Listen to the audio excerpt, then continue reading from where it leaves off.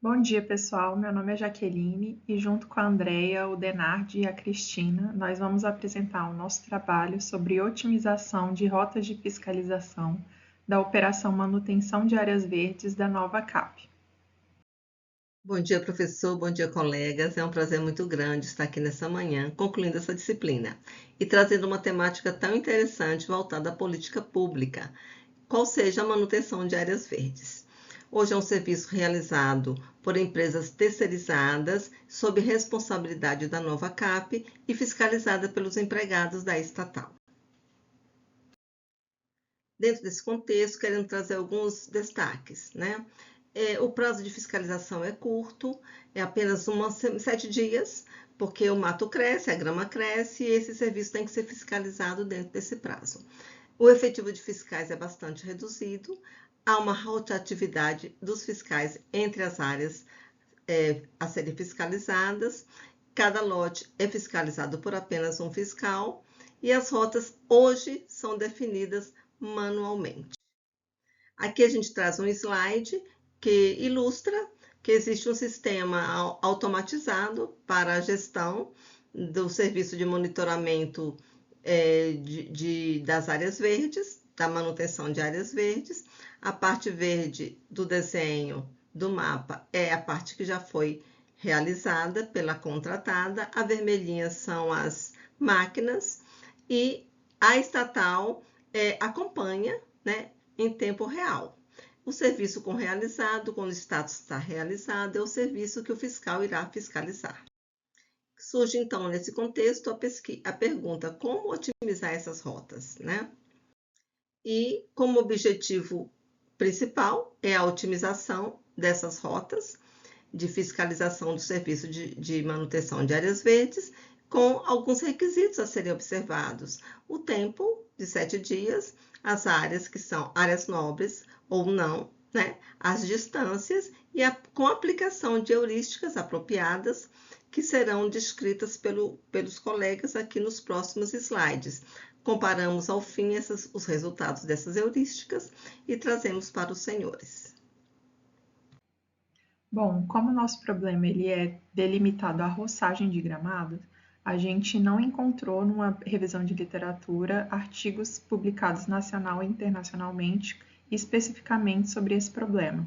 No entanto, a gente encontrou várias publicações sobre otimização de rotas em diversas áreas, para rotas de veículos, turismo, fiscalização de obras de construção civil, máquinas de agricultura, entre outros. Numa segunda etapa da pesquisa dos trabalhos relacionados, a gente se baseou em vários trabalhos que usaram as heurísticas da colônia de formigas e do algoritmo guloso para fazer essa otimização das rotas. Essas foram as duas heurísticas que nós utilizamos no nosso trabalho, né? A colônia de formiga, em que há esse depósito de feromônios e que ele vai evaporando ao longo do tempo, fazendo com que outras formigas vão encontrando os caminhos bons até encontrar uma solução de rota, né, otimizada. E o guloso, em que o algoritmo ele vai fazendo essas escolhas ótimas em cada etapa. Então, a cada nó ele vai tentando encontrar o próximo ponto onde ele deve percorrer. Como modelo de referência de mineração de dados, a gente utilizou no nosso trabalho o CRISP-DM e tentou percorrer cada uma das suas etapas, né, de mineração. Agora sobre a metodologia. A nova CAP ela divide o Distrito Federal em 10 lotes para roçagem de gramados.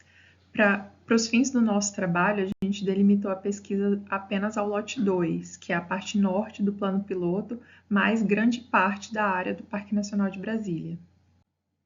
A título de ilustração, a gente tem aqui um mapa do lote 2, que é dividido em 11 áreas de roçagem, que por sua vez são divididas em vários outros blocos, que são os locais onde os fiscais e as empresas, né, realizam cada um seus serviços. E para o nosso trabalho são esses locais que vão ser transformados em nós em um grafo, para a otimização da rota da equipe de fiscalização. Aqui a gente tem um exemplo de como foi feita a construção de grafo a partir dos dados de shapefile dessas áreas que a nova CAP cedeu para a nossa pesquisa. Conforme falado, os blocos de um lote são considerados nós de um grafo. Ao todo, para o lote 2, temos 334 blocos. Neste slide, apresentamos um grafo fictício com 334 nós. O trabalho considerou o período de chuva, na qual 100% dos blocos terão manutenção e, com isso, todos eles precisarão ser fiscalizados.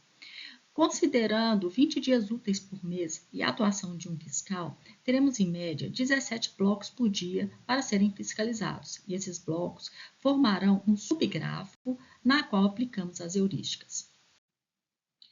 Neste slide, apresentamos um exemplo da fiscalização ao longo do tempo, na qual os pontos em azul representam áreas que ainda não sofreram manutenção. Em amarelo, as áreas liberadas para fiscalização. E em verde, as áreas que já foram fiscalizadas. O ideal é que no 20º dia o fiscal tenha conseguido fiscalizar todas as áreas. Bom, para modelar o nosso problema junto com os especialistas da área de negócio da Nova Cap, a gente criou uma função de otimização, que é uma função custo que a gente quer minimizar os seguintes componentes, né? A distância total percorrida, os dias de fiscalização, a área de gramado e a priorização de área nobre dos pontos de fiscalização. Bom, e a gente chegou a essa função de custos, tendo que fazer também uma definição de pesos para cada um desses componentes, levando em consideração principalmente a priorização que foi dada para cada um pela própria área de negócio lá da Nova Cap.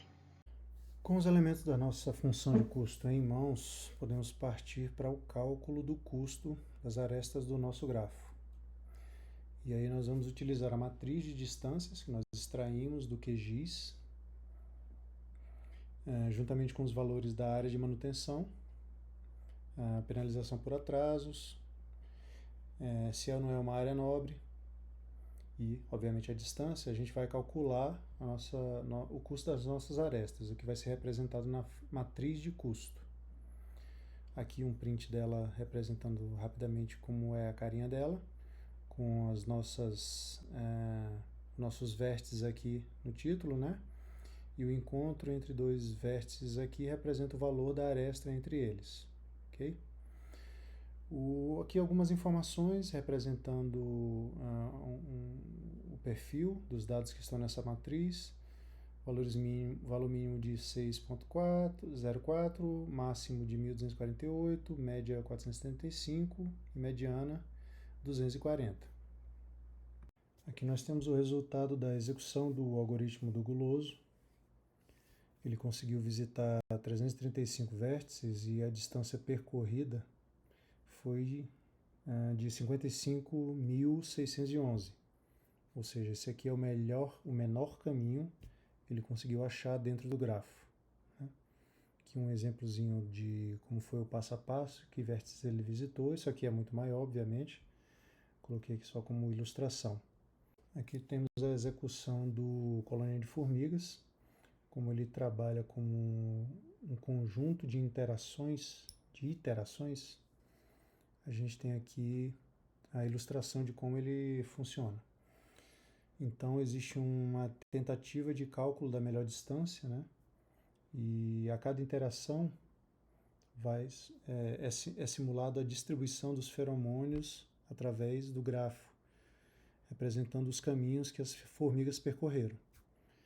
E aí, a cada iteração, a gente tem uma nova tentativa e uma busca pelo menor caminho baseado nos feromônios que foram distribuídos durante os passeios anteriores.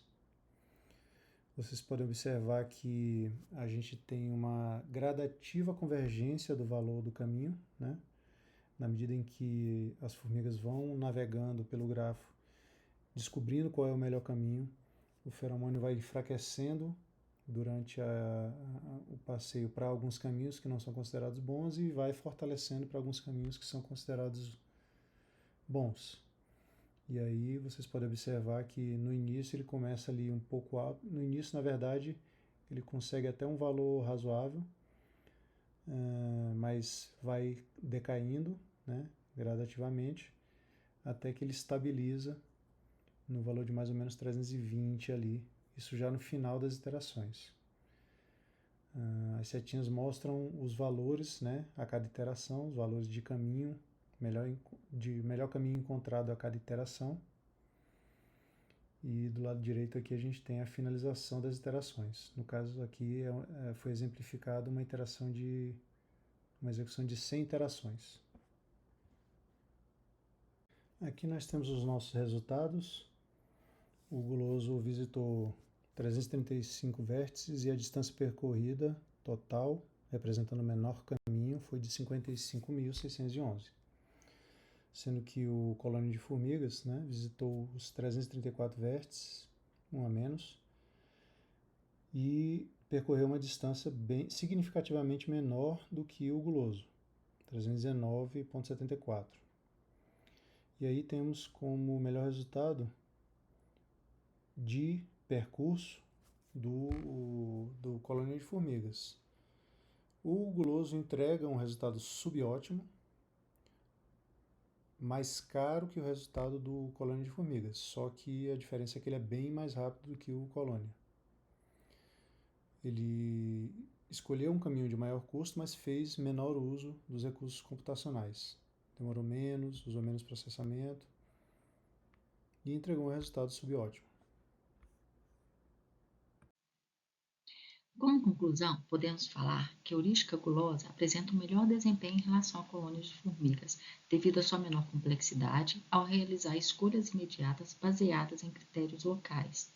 No entanto, o custo na solução é maior do que obtido com a colônia de formigas. A colônia de formigas ela possui o aprendizado iterativo e permite que seu desempenho melhore ao longo do tempo, refinando progressivamente as soluções exploradas. E então, com poucas iterações, ela pode alcançar resultados competitivos e até superiores da heurística gulosa.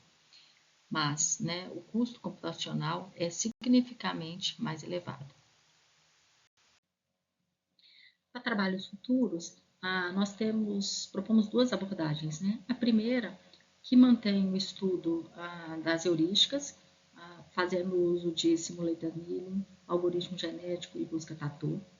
E uma segunda seria a utilização de drones para capturar imagens e vídeos das áreas trabalhadas e aplicando aí algoritmos de visão computacional para identificar padrões que permitam avaliar a qualidade do serviço.